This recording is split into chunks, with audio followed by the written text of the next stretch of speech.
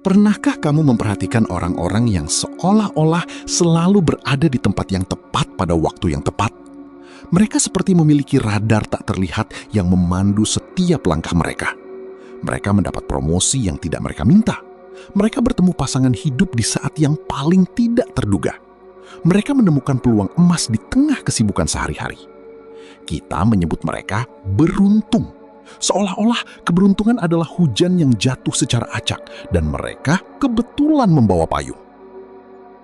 Tapi apa jadinya jika keberuntungan bukanlah hujan, melainkan sebuah arus bawah yang bisa dipelajari, dipahami, dan bahkan diundang masuk?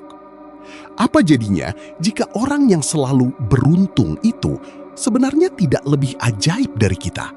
Hanya saja mereka telah menguasai beberapa kebiasaan sederhana yang membuat probabilitas hidup berpihak pada mereka. Ini bukan tentang sihir, ini bukan tentang takdir.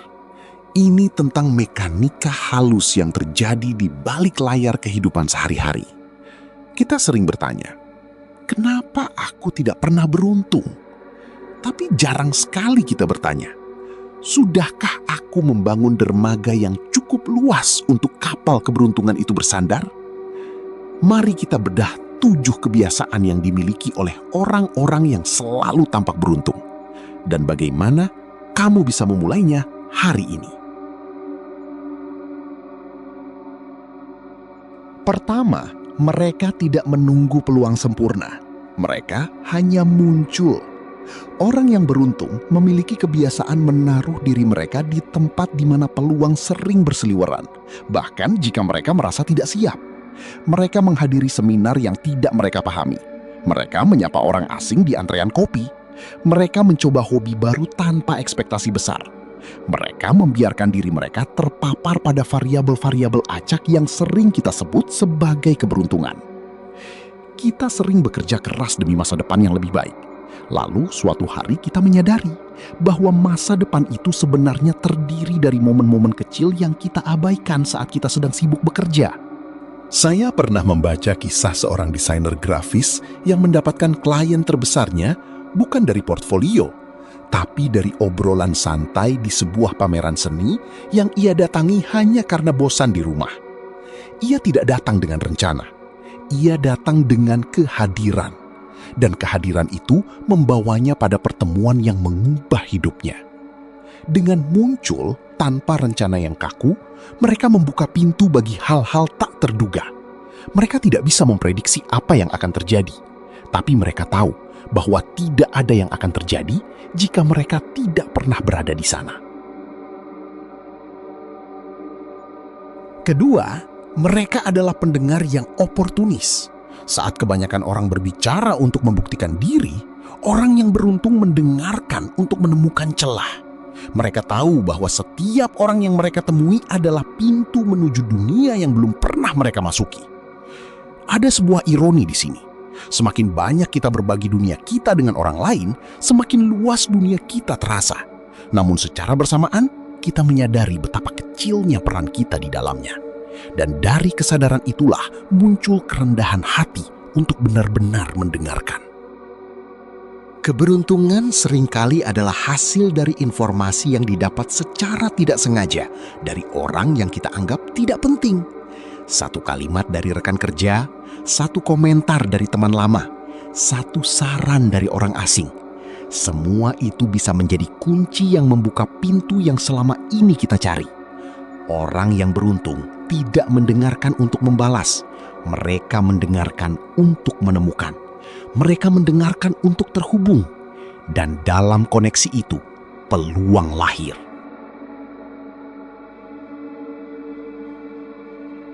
Ketiga, mereka melakukan eksperimen kecil secara terus-menerus. Mereka tidak mempertaruhkan seluruh hidupnya pada satu kartu. Mereka menyebar banyak benih kecil di berbagai lahan. Mereka berani gagal dalam skala kecil agar bisa menang dalam skala besar. Ini yang menarik. Kita seringkali takut ditolak oleh orang lain. Tapi tanpa sadar, kita menghabiskan seumur hidup menolak diri sendiri sebelum orang lain sempat melakukannya. Kita menolak ide kita sendiri. Kita menolak langkah kita sendiri. Kita menolak peluang kita sendiri. Sebelum peluang itu sempat menolak kita. Orang yang beruntung tidak memberi diri mereka kesempatan untuk menolak diri sendiri. Mereka mencoba. Mereka mengajukan pertanyaan. Mereka mengirimkan lamaran. Mereka memulai proyek kecil. Dan terkadang dunia menjawab ya. Tapi bahkan jika dunia menjawab tidak, mereka telah mengumpulkan data, mereka telah belajar, mereka telah bergerak.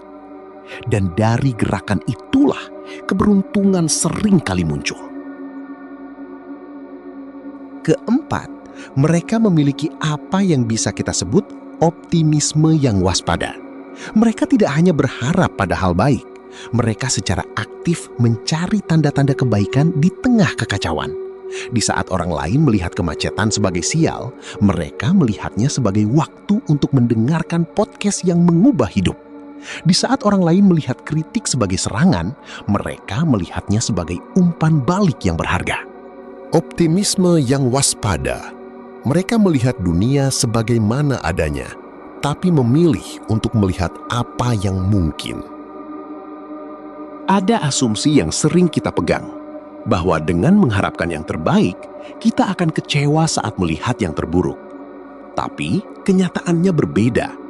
Hanya dengan berani melihat yang terburuk, dengan jujur mengakui resiko dan kegagalan yang mungkin terjadi, kita bisa benar-benar menavigasi diri menuju yang terbaik. Keberuntungan bukan tentang apa yang terjadi padamu. Ini tentang bagaimana kamu memberi label pada apa yang terjadi padamu. Dua orang bisa mengalami peristiwa yang persis sama. Satu menyebutnya malang, yang lain menyebutnya pelajaran. Dan perbedaan label itu, perlahan tapi pasti, mengarahkan mereka pada jalur hidup yang sangat berbeda. Kelima, mereka sangat mahir dalam membuang waktu pada hal-hal yang tidak produktif secara langsung. Mereka mungkin menghabiskan waktu berjam-jam mempelajari sejarah kuno, cara kerja mesin jam, atau teknik melukis cat air yang tampaknya tidak ada hubungannya dengan karir mereka.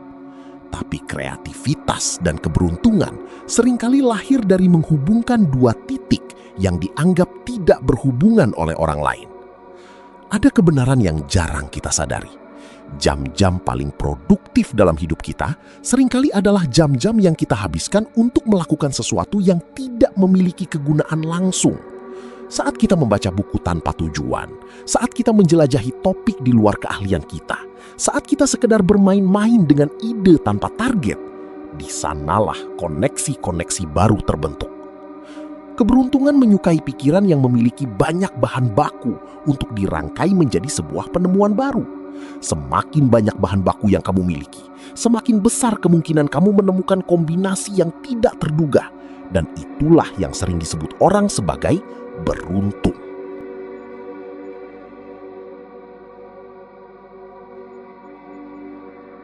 Keenam, mereka merangkul ketidaknyamanan, seolah itu adalah sahabat lama. Mereka tidak lari dari kesialan. Mereka justru masuk ke dalamnya untuk melihat apa yang ada di balik rasa sakit itu. Mereka tahu bahwa di balik setiap kegagalan ada data yang tidak bisa dibeli dengan uang. Ini mungkin terdengar berlawanan dengan intuisi. Kita sering berlari menjauhi ketidaknyamanan demi mencari kedamaian. Tapi kedamaian sejati bukanlah ketiadaan badai. Kedamaian sejati adalah kemampuan untuk duduk dengan nyaman di tengah ketidaknyamanan itu sendiri. Orang yang beruntung tidak melihat nasib buruk sebagai dinding. Mereka melihatnya sebagai filter, alat yang menyaring orang-orang yang mudah menyerah dari mereka yang bertahan. Mereka bertanya pada diri sendiri saat menghadapi kesulitan, apa yang bisa aku pelajari dari ini? Bukan, kenapa ini terjadi padaku? Dari pertanyaan itulah mereka menemukan pelajaran yang tidak akan mereka dapatkan di masa-masa muda.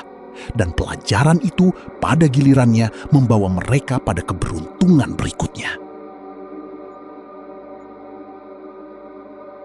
Setelah melihat semua ini, kita menyadari bahwa keberuntungan bukanlah sesuatu yang turun dari langit secara mistis. Bukan juga sebuah anugerah yang diberikan hanya kepada segelintir orang pilihan. Keberuntungan adalah sebuah bentuk kerajinan tangan yang kita rajut setiap hari melalui kebiasaan, melalui persepsi, melalui keberanian untuk terus muncul dan mencoba. Kita memulai perjalanan ini dengan bertanya, kenapa aku tidak pernah beruntung?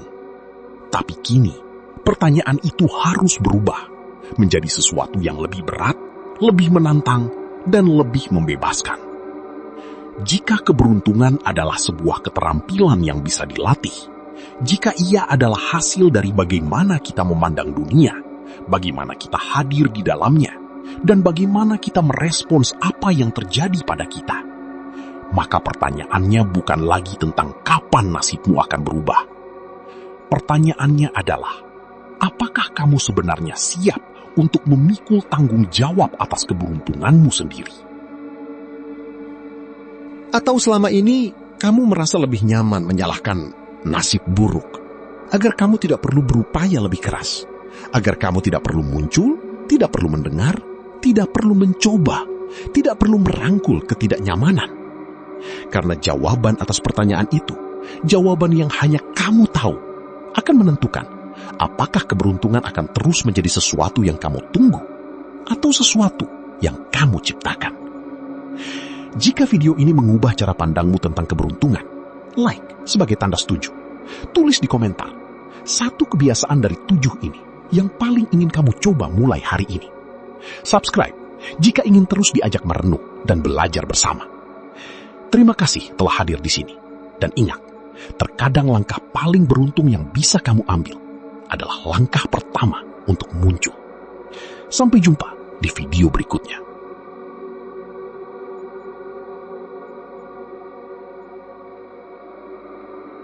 Dan sekarang kita sampai pada poin ke-7 yang akan mengubah cara pandangmu terhadap semua yang telah kita bahas. Ke-7, orang yang selalu terlihat beruntung sebenarnya adalah orang yang telah berhenti percaya pada konsep keberuntungan itu sendiri. Mereka menyadari bahwa beruntung hanyalah sebuah istilah teknis untuk menggambarkan pertemuan antara persiapan yang matang dengan peluang yang tak terduga. Tapi ada lapisan yang lebih dalam dari itu. Poin ke-7 adalah tentang penyerahan diri secara total terhadap ketidakpastian. Orang yang benar-benar beruntung tidak mencoba mengendalikan hasil. Mereka hanya mengendalikan satu hal, frekuensi keterlibatan mereka dengan hidup. Mereka muncul, mereka mencoba, mereka mendengarkan, mereka belajar, mereka membiarkan diri mereka terpapar, dan mereka mempercayai prosesnya. Inilah ironi terbesarnya. Keberuntungan adalah sebuah pilihan yang dibuat oleh mereka yang merasa bahwa mereka sebenarnya tidak punya pilihan selain terus melangkah maju. Mereka tidak berhenti, mereka tidak menunggu, mereka tidak mengeluh, mereka hanya terus bergerak. Saat kamu berhenti mengejar keberuntungan dan mulai menjadi wadah bagi apapun yang diberikan hidup, saat itulah keberuntungan justru mulai mengejarmu. Bukan karena kamu lebih spesial, tapi karena kamu lebih terbuka, kamu lebih siap, kamu lebih hadir. Dan ketika peluang datang, dan ia akan datang, kamu tidak akan melewatkannya.